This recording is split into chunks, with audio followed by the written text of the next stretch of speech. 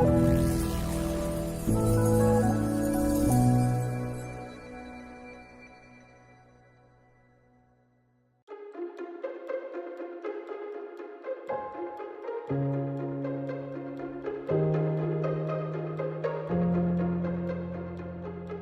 weapons and the small arms, they are produced in the rich northern countries, and the weapons are sold to countries where civil wars and where gang violence takes place. Every year, humans on our globe are killed by rifles, revolvers, and other so-called small arms. Small arms and light weapons are mainly produced in affluent countries, but mainly used in poor countries in the global south or in poor districts of wealthy countries. Since the invention of firearms, and especially since their industrial production, we find two dangerous and broadly incorrect but widespread ideas. The first idea is that firearms are a means to solve conflicts. The second one is that possessing an arm makes life safer. Facts and figures from all over the world, however, show that the more firearms in a region there are, the higher is the number of killed and injured people.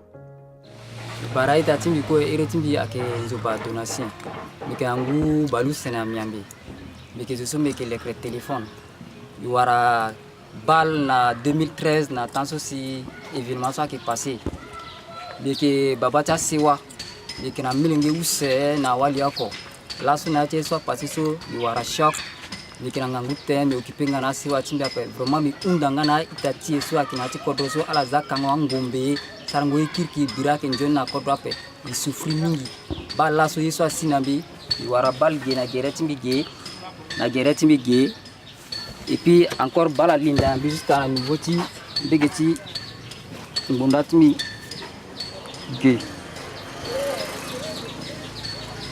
bal so warambi so alinda na yati beauty ti mongotimbi asigina begeti mbondatimi. Recent data show rising expenses for arms and rocketing figures in transfer of ammunition from industrial countries to Middle East and other crisis regions. But even after wars and outside of conflict areas, many people become victims of firearms. Selling and exporting weapons is good business for their producers. Most people die from firearms in countries and regions where these weapons are not even produced. Whole regions in Africa and Asia have been destroyed by proxy wars for foreign interests under use of thousands of weapons brought into respective territories. The fact of millions of refugees is only one tragic consequence.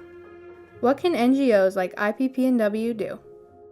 Security cannot be something that we reach one against the other, but security is something that we have to work for together.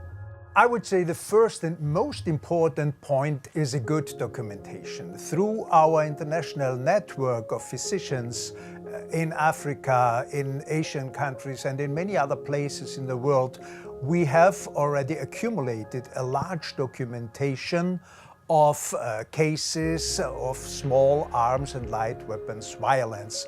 And we have also tried to find out about the backgrounds, and we have a background documentation.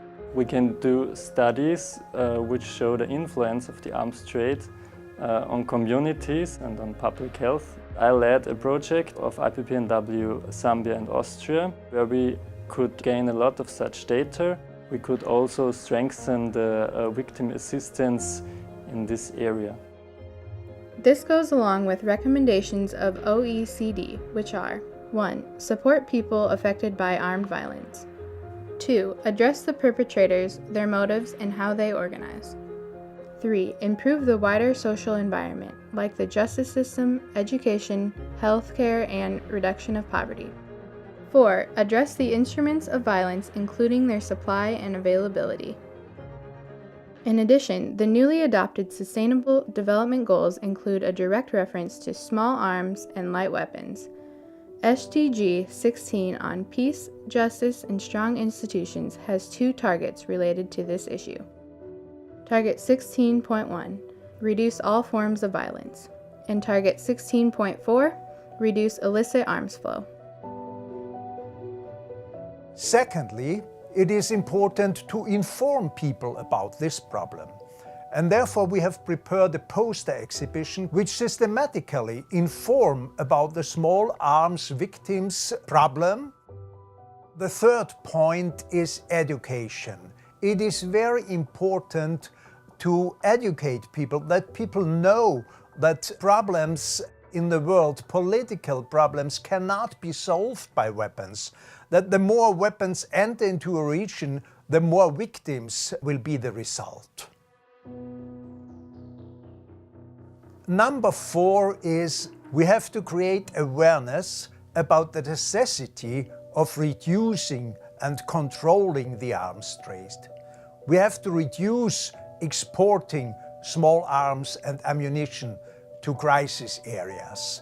We have been organizing congresses, we have presented our findings on these congresses, and we are also participating in international congresses, especially at UN level.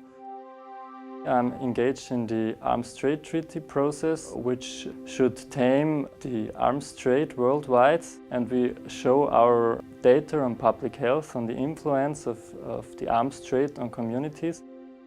We are in continuous contact with diplomacy at local level, with the foreign ministry here, and with UN diplomacy in the ATT process.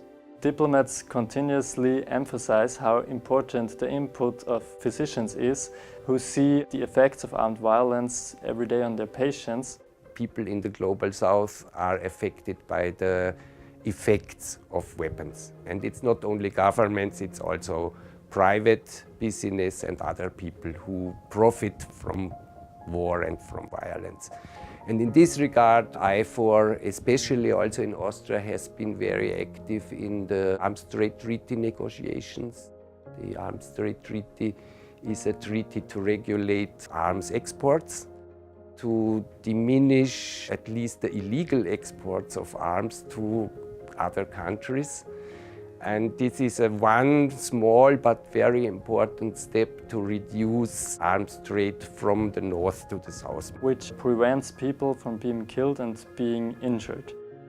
NGOs, often in cooperation with the UN, have launched projects and activities to document gun violation, to study the background conditions, and to counteract.